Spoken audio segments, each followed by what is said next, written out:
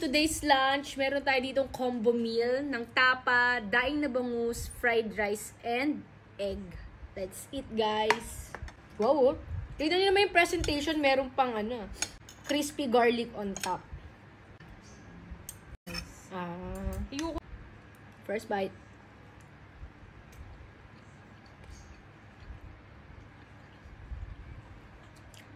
Sarap talaga ng Don Galo.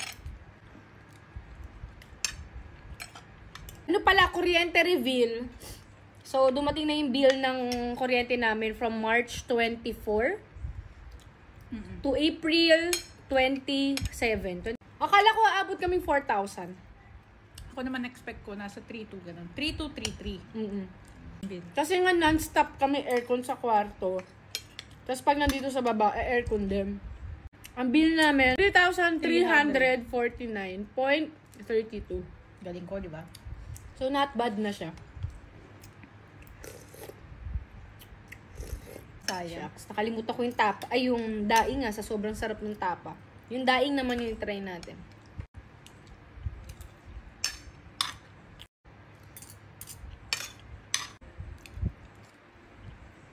Para ng yang chawin.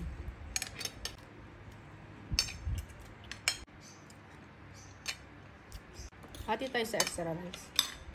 Okay. Extra rice. Please.